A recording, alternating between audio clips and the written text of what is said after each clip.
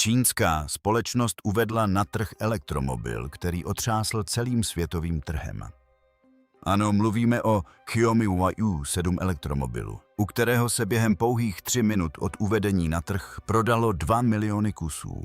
Představte si tak ohromnou reakci za pouhých 180 sekund. Tohle není jen auto. Je to bouře, která vzala spánek všem od Tesly po BYD. Scény, které se odehrály během jeho testování na čínských silnicích, byly jako z filmu sci-fi. Jeho rychlost, dojezd a výbava jsou tak pokročilé, že vyvolali rozruch i na trzích v Evropě i Americe. Všichni se ptají, co Xiaomi dokázala, co se jiným společnostem dosud nepodařilo. Její stránka s předběžnou rezervací dokonce zhroutila, protože lidé se zbláznili do její koupě. Nyní vyvstává otázka, jaká technologie byla v ní použita, že otřásla trhem s elektromobily a může se stát největší hrozbou pro Teslu. Chcete-li znát odpovědi na všechny tyto otázky, podívejte se na video. Ale předtím se přihlaste k odběru kanálu, aby se k vám tyto úžasné technologické informace dostaly jako první. Než se dozvíme o Xiaomiho autě, které otřáslo trhem, pojďme si o této společnosti něco málo říct. Kdo je tato společnost? Odkud se vzala? A jak se tato značka mobilních telefonů dnes proslavila na trhu s elektromobily? Xiaomi vznikla v roce 2010 v čínském Pekingu, kde ji založil její zakladatel Le Jun spolu s několika kolegy. Zpočátku Xiaomi začínala pouze s výrobou softwaru a operačního systému s názvem MIUI, který byl založen na Androidu. Postupně však tato společnost začala vyrábět chytré telefony. A pak nastal čas, že Xiaomi vyšla z čínských ulic a začala prodávat své telefony po celém světě, včetně Indie. Díky nízkým cenám, skvělým funkcím a skvělému designu se Xiaomi brzy stala první volbou každého člověka ze střední třídy. Xiaomi se neomezovala pouze na chytré telefony, ale rozšířila své záběry. Uvedla na trh powerbanky, fitness náramky, notebooky, televizory, chytrá domácí zařízení čističky vzduchu a dokonce i elektrické koloběžky. Všude měla stejnou strategii, více technologií za nižší cenu. Nyní se toto myšlení přeneslo i do světa elektromobilů. Nikdo si ale nedokázal představit, že Xiaomi jednoho dne vyrobí auto. A to auto, které bude přímo konkurovat velkým společnostem, jako jsou Tesla, BYD a NIO. Společnost Xiaomi plánovala vstup do sektoru elektromobilů už v roce 2020, kdy veřejně oznámila, že bude vyrábět elektromobily a investovat do nich více než 10 miliard dolarů. Lidé si mysleli, že půjde jen o pokus nebo experiment. Xiaomi si však za svými slovy stála a světu ukázala, že není o nic horší než kdokoliv jiný. Po letech výzkumu, vývoje a testování společnost Xiaomi konečně koncem roku 2024 uvedla na trh svůj první elektromobil s názvem Xiaomi SU7. Nyní si povíme, jak společnost Xiaomi udělala tak velký krok v odvětví elektromobilů. Společnost Xiaomi ve skutečnosti pracovala s důkladným plánováním.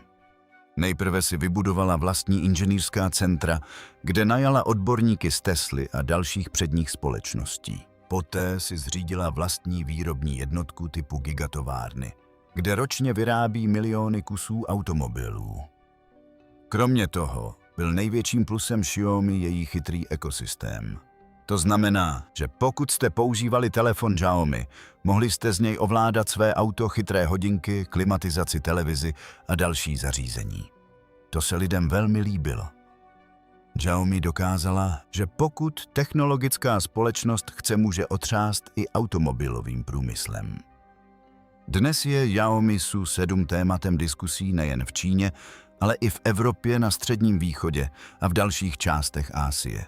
Dokonce i Elon Musk musel brát vstup k Xiaomi vážně, protože na trhu nyní není jen jméno Tesla nebo BYD. Ale Xiaomi se stala také velkým hráčem v oblasti rychlosti a baterií. Dokáže porazit Teslu, kdykoliv se objeví nový elektromobil.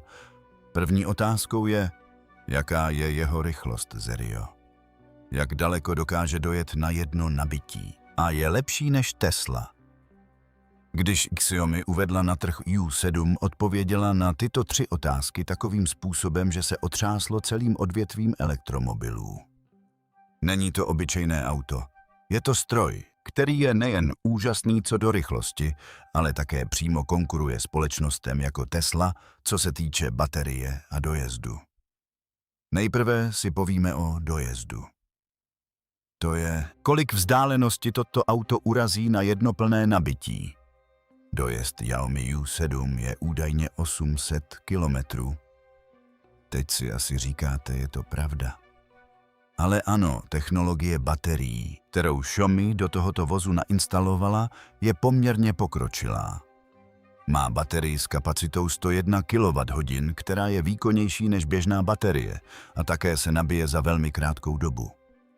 Nejen to, systém správy baterie je také velmi chytrý. To znamená, že pokud uvíznete v dopravní zácpě nebo na hladké dálnici, auto rozumí a optimalizuje využití baterie tak, aby bylo možné ujet větší vzdálenost. Nyní si povíme o jeho rychlosti. Xiaomi U7 dokáže zrychlit z 0 na 100 km za hodinu za pouhých 2 sekundy. Ano, 2 sekundy. Tato rychlost se nedá porovnat s rychlostí supersportu. Elektromobily s takovou rychlostí se zatím vyskytují pouze v modelu Tesla S-Plaid nebo u některých luxusních evropských značek. Xiaomi ale tuto sílu dal vozu, který je dostupný i běžným lidem. To znamená, že sportovní výkon se nyní neomezuje jen na auta v hodnotě milionů rupí.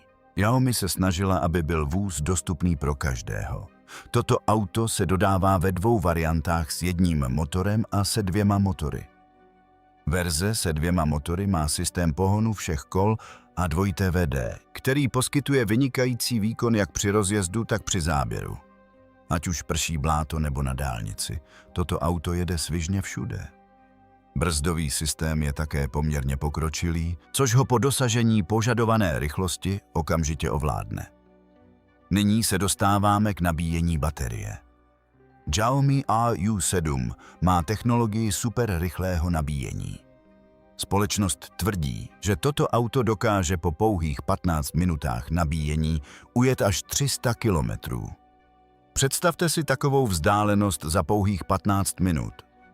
To je velká úleva pro ty, kteří se často obávají doby nabíjení elektromobilu. Za tímto účelem začala společnost Xiaomi stavět i některé ze svých speciálních hypernabíjecích stanic, které mohou přímo konkurovat síti kompresorových nabíječek Tesly. Další zvláštností je, že baterie Xiaomi je podobná technologii lopatkových baterií BYD. To znamená, že je nejen výkonná, ale také jednička z hlediska bezpečnosti. Tato baterie se příliš nezahřívá a může pracovat i při vysokém napětí. Xiaomi říká, že tuto baterii zkoumali roky, aby uživatelé mohli získat zcela spolehlivý a dlouhotrvající výkon. V porovnání s Teslou se zdá, že Xiaomi U7 je s ní na stejné úrovni, nebo ji v mnoha ohledech dokonce předčí. Například dojezd Tesly modelu 3 je kolem 600 kilometrů, zatímco Xiaomi uvádí 800 kilometrů. Tesla Model S Plaid také zrychlí na 100 km za hodinu za 2 sekundy, ale jeho cena je velmi vysoká. Zatímco Xiaomi U7 nabízí stejnou rychlost a dojezd za třetinovou cenu. Co se týče rychlosti, dojezdu a baterie Xiaomi U7 je výkonný vůz, který se nejen může Tesle postavit, ale také jí v mnoha ohledech představuje konkurenci. Nyní zbývá vidět, jak se Elon Musk postaví na tuto výzvu. Přinese něco nového, nebo se Xiaomi stane další superhvězdou trhu s elektromobily? Odpověď ukáže jen čas. Design, který udrží lidi na uzdě. Vnější a vnitřní vzhled U7. Když byl Xiaomiho vůz U7 poprvé představen světu, první věc, která upoutala pozornost lidí, byl jeho vzhled. Design, který je nejen moderní, ale také vypadá přímo z budoucnosti. To znamená, že na první pohled pochopíte, že se nejedná o obyčejný vůz.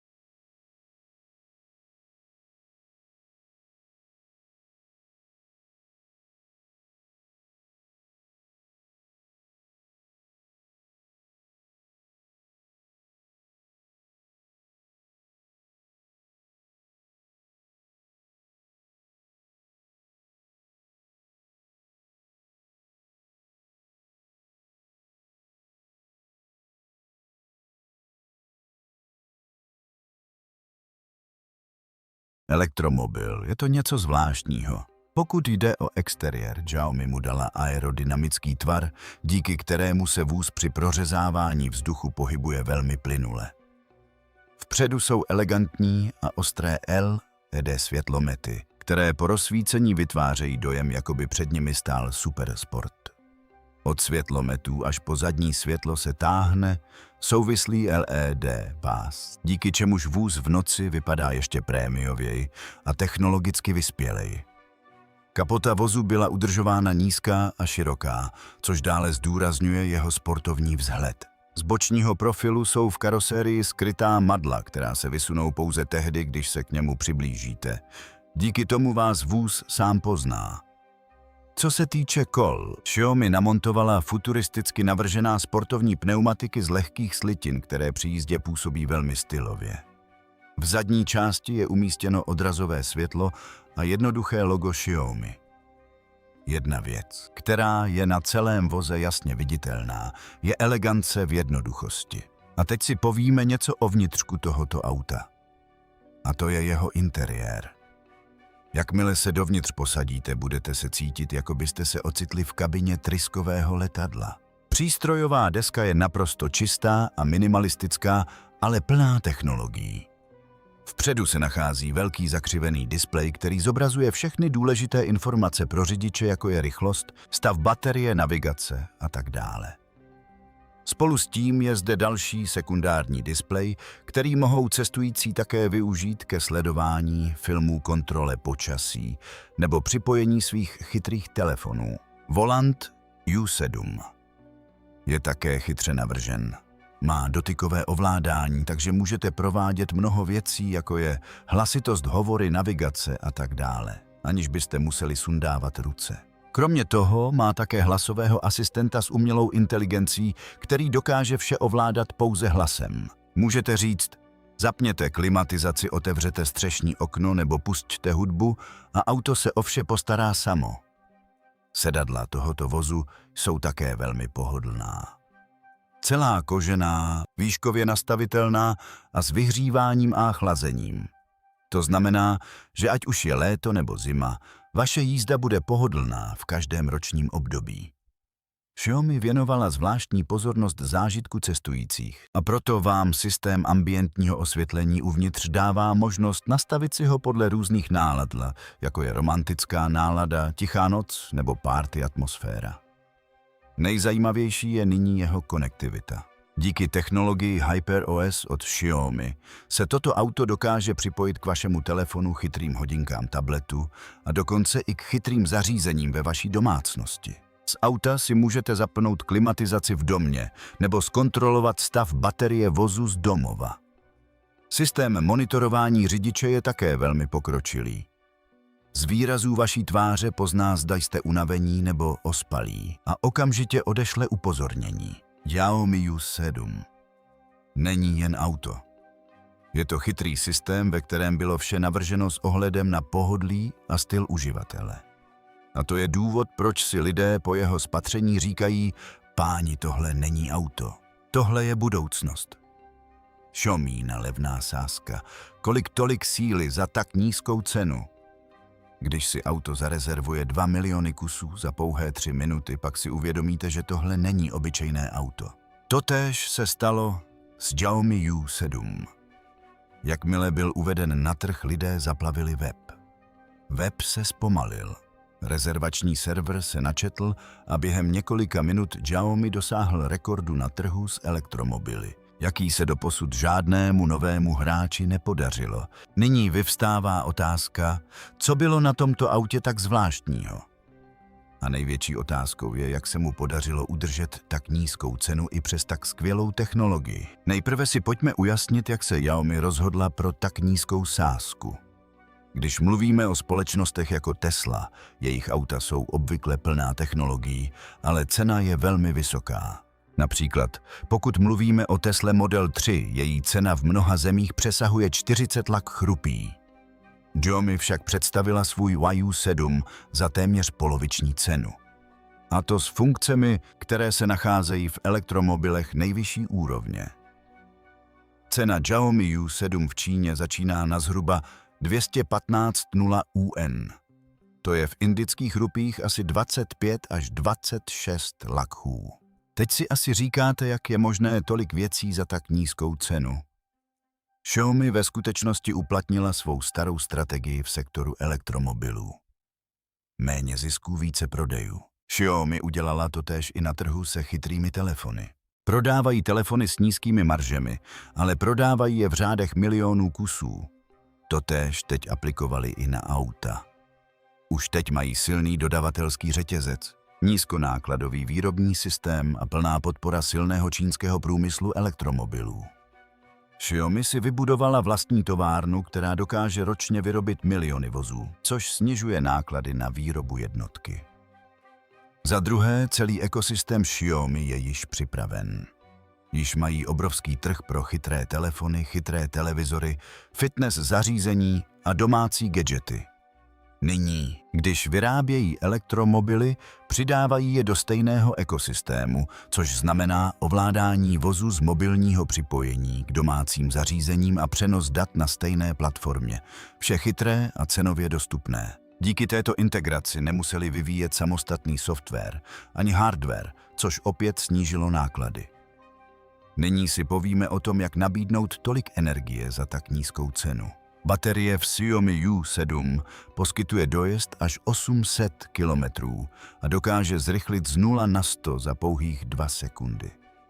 Nyní jsou tyto funkce k dispozici v top vozech Tesly. Ale jak je Xiaomi nabídla za tak nízkou cenu, jednoduchá odpověď je partnerství a lokalizace. Společnost Xiaomi spolupracuje s firmami jako CL a BYD, které jsou sami o sobě předními výrobci baterií v Číně. Kromě toho se většina dílů vyrábí přímo v Číně, což eliminuje nutnost dovozu a snižuje náklady. Nyní si povíme o rezervaci. Proč si 2 miliony lidí rezervovalo toto auto během pouhých 3 minut? Odpovědí je důvěra, značka a netrpělivost. Xiaomi se stalo jménem, které lidé již znají v oblasti mobilních telefonů, televize a dalších elektronických zařízení. Lidé vědí, že Xiaomi nabízí vynikající kvalitu za nízkou cenu. Navíc, když ukázali high-tech auto, jehož dojezd, rychlost a funkce konkurovaly Tesle a cena byla poloviční, bylo přirozené, že lidé z toho šíleli. Kromě toho společnost také provedla skvělou propagaci na sociálních sítích. Před uvedením na trh se zájem lidí zvýšil prostřednictvím neustálých videí, článků, špionážních fotografií a rozhovorů. Jakmile se otevřelo rezervační okno, tisíce lidí už seděli připravené. Někteří klikali z mobilu, někteří z notebooku, někteří z aplikace Xiaomi a všichni klikli současně a rezervace byla dokončena. Dopad společnosti Xiaomi na globální trh s elektromobily. Reakce Ameriky, Evropy a Indie. Když byl uveden na trh Xiaomiho vůz U7, začalo se o něm diskutovat nejen v Číně, ale po celém světě. Lidé byli překvapeni, jak společnost vyrábějící mobilní a elektronické produkty dokázala vyrobit tak technologicky vyspělý a výkonný elektromobil, a to za tak nízkou cenu. Na velkých trzích, jako je Amerika, Evropa a Indie, odborníci z automobilového průmyslu, média a samotné další automobilky brali tento Xiaomiho vstup velmi vážně. Jeho dopad je jasně viditelný, protože Xiaomi nejenže uvedla na trh auto, ale také způsobila rozruch v celém odvětví elektromobilů. Nejprve si povíme něco o Americe. Tesla zde má svou pevnost a dominuje jí i Elon Musk. Dojezd, rychlost a cena Xiaomi U7 však donutili americká média k zamyšlení. Mnoho technologických webů a automobilových blogů psalo, že pokud Xiaomi přiveze svůj vůz do Ameriky, bude přímo konkurovat modelům Tesly z nižší třídy. Někteří analytici tvrdí, že největší zbraní Xiaomi je její poměr ceny a kvality, což může být velmi atraktivní pro americké zákazníky ze střední třídy. Zároveň některé zprávy naznačují, že pokud Xiaomi vstoupí do Ameriky, bude místní výroba a obchodní politika velkou výzvou. Přesto se však všichni domnívají, že se tato společnost stala pro Teslu vážným konkurentem. Nyní si povíme o Evropě, kde se designu, bezpečnosti a zeleným technologiím dává nejvyšší priorita. Na evropském trhu jsou společnosti jako Volkswagen, BMW, Mercedes a Volvo v segmentu elektromobilů již daleko vpředu. Když se však objevil dojezd interiérové technologie a zejména cena Xiaomi U7 i evropská technologická média jej označila za dostupnou alternativu k Tesle. V zemích, jako je Francie, Německo a Nizozemsko, se lidé rychle přesouvají k elektromobilům. A v takové situaci se Xiaomiho vůz může stát chytrou volbou, zejména pro mladé zákazníky. Někteří odborníci se také domnívají, že pokud Xiaomi splní evropská pravidla a bezpečnostní normy, může tam velmi brzy dosáhnout velkého úspěchu. Nyní si povíme o Indii, kde je segment elektromobilů stále ve fázi vývoje. Lidé zde hledají cenově dostupná a odolná auta a hodnota značky Xiaomi je již velmi silná. Lidé již důvěřují jejím mobilním telefonům, televizorům a dalším elektronickým zařízením. Jakmile se lidé dozvěděli, že Xiaomi také vyrobila auto vyhledávání a diskuse na internetu se zvýšily. Mnoho automobilových kanálů a tvůrců YouTube začalo zdůrazňovat jeho vlastnosti. Xiaomi sice U7 v Indii zatím neuvedla, ale pokud její společnost lokalizuje pro indický trh, může se stát velkým problémem pro společnosti jako Tata Mahindra a MG. Největší silnou stránkou společnosti Xiaomi je její technologický ekosystém. A to ji odlišuje od ostatních značek elektromobilů po celém světě. Lidé už nechtějí jen auto. Chtějí chytré zážitky, jako je zapínání klimatizace z mobilu, sledování navigace, ovládání auta z domova a ovládání domácích zařízení z auta. Xiaomi tohle všechno už dělá a teď to přidala i do auta. Zazvonil pro Teslu poplach. Co teď udělá Elon Musk? Od chvíle, kdy Xiaomi uvedla na trh svůj první elektromobil U7, se všem v hlavě vkrádá jedna otázka. Zazvonil pro Teslu poplach. A pokud ano, jaké kroky Elon Musk nyní podnikne? Způsob, jakým Xiaomi uvedla na trh high-tech auto za nízkou cenu, totiž přímo zpochybňuje staré strategie Tesly. Tesla vždy ukazovala, že její auta jsou nejpokročilejší. Ať už jde o autopilota, dojezd na baterii nebo rychlost. Ale teď Xiaomi dala všechno a udržela cenu tak vysoko, že si i běžný člověk může myslet: potřebujeme Teslu. Xiaomi U7 má dojezd 800 kilometrů. Rychlost z 0 na 100 za pouhých 2 sekundy a systém HyperOS založený na umělé inteligenci, to vše je k dispozici pouze v prémiových vozech Tesly. Ale Xiaomi ho nabízí za poloviční cenu a tady se hra mění. Auta jako Tesla Model S stojí více než $1000, zatímco Xiaomi SU7 nabízí tento zážitek za zhruba 25 až 30 lakhů. Otázkou nyní je, zda Elon Musk sníží ceny Tesly nebo představí nějakou novou technologii, která je o krok napřed před Xiaomi. Další věc, která dělá Xiaomi nebezpečnějším, je jeho ekosystém. Zatímco Tesla nabízí jen jedno auto, Xiaomi je součástí celého chytrého životního stylu. Telefon, hodinky, televize, domácí zařízení a nyní i auto, a to vše lze propojit do jednoho systému. To znamená, že zákazník může provozovat všechna svá zařízení současně a zůstat připojen k jedné značce. Elon Musk se také snaží vytvořit podobnou verzi ekosystému Tesly, jako jsou zvěsti o telefonech Tesla a projekty chytré domácnosti, ale Xiaomi je v tomto závodě již daleko napřed. Nyní si povíme o BYD a NIO, které jsou již nyní velkými jmény na trhu s elektromobily v Číně. BYD dokonce porazil Teslu v prodeji elektromobilů po celém světě a NIO je známá svou prémiovou kvalitou a technologií výměny baterií. Vstup Xiaomi však oběma společnostem přinesl čas na zamyšlení, protože Xiaomi je populární značka a její technologie i cenová strategie z ní činí přímého favorita zákazníků. Pokud se podíváme na konkurenci mezi BYD a Xiaomi, pak mezi nimi rozhodně bude konkurence. Obě jsou experty na hromadnou výrobu elektromobilů a baterií. Silnou stránkou BYD je však vlastní technologie baterií s lopatkovým pohonem. Zatímco Xiaomi také odebírá baterie od BYD. V takové situaci se předpokládá, že v budoucnu by mohlo dojít k určitému partnerství mezi těmito dvěma společnostmi, zejména v oblasti dodávek baterií nebo nabíjecí infrastruktury. Když mluvíme o NIO, v současné době se nachází v segmentu high-end, ale vstup značky, jako je Xiaomi na trh, spustil varovný signál i pro něj. Pokud se technologie Xiaomi někdy spojí s prémiovým nádechem NIO, může vzejít silný produkt. V současné době však bude muset NIO přehodnotit svou cenovou strategii, protože Xiaomi nyní přinesla prémii do rozpočtu. Xiaomi má velký plán nejen pro auta, ale i pro vytvoření ekosystému mobility.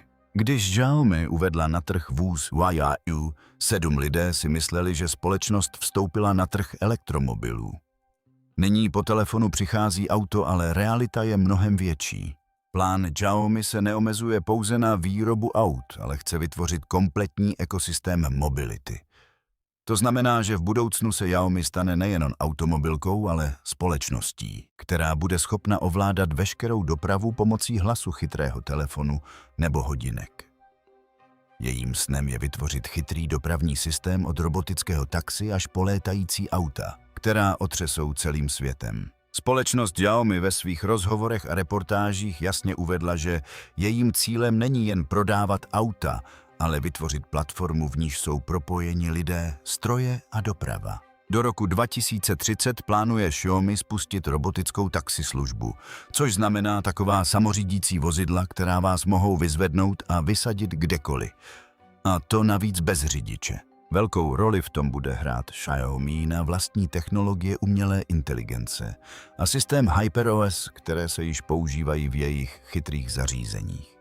Xiaomi nejen to, ale také zkoumá městskou leteckou mobilitu, to jest létající auta.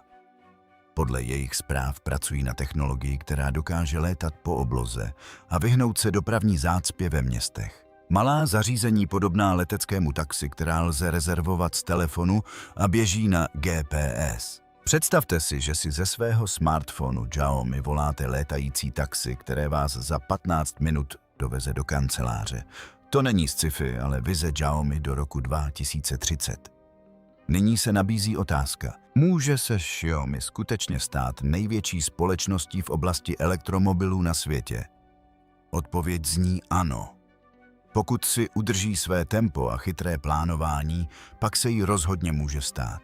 Dnes je největší silnou stránkou společnosti cena technologie a důvěra ve značku. Lidé již Xiaomi důvěřují. Používají její telefony, televizory, produkty pro chytrou domácnost a další vychytávky. Nyní, když tatáž společnost vyrábí chytrá a stylová auta, jsou lidé nadšení. Druhou věcí je hlad po inovacích. Xiaomi přináší pokaždé něco nového. Ať už jde o chytré telefony nebo nyní o elektromobily, jako Tesla chce změnit celý dopravní ekosystém spíše než se držet pouze jednoho segmentu. Xiaomi sní o tom, že bude ovládat vše z jednoho systému. Baterie, chytré nabíjení, propojení mezi vozy, řízení městské dopravy. Pokud se podíváme na tržní čísla, Čína se stala největším světovým trhem s elektromobily a Xiaomi má tam své kořeny. Pokud společnost lokalizuje své modely mezinárodně, jako je změna designu a ceny podle USA, Evropy a Indie, pak může velmi rychle předběhnout značky jako Tesla, BYD a V2TV, zejména v zemích jako je Indie, kde lidé chtějí cenově dostupné a udržitelné technologie. Xiaomi má obrovskou příležitost. Xiaomiho myšlení daleko přesahuje dnešní automobily. Chce z mobility udělat službu, zážitek a životní styl, který máte ve svých rukou. Řídí se vaším hlasem a bez problémů vás doveze do cíle. A pokud se tento sen splní, pak se Xiaomi může stát největším jménem nejen na trhu s elektromobily, ale v celém automobilovém průmyslu. Pokud chcete také vědět, co se bude dít dál ve světě technologií, určitě se přihlaste k odběru tohoto kanálu, protože budeme i nadále přinášet tyto úžasné aktualizace jako první a nejrychleji.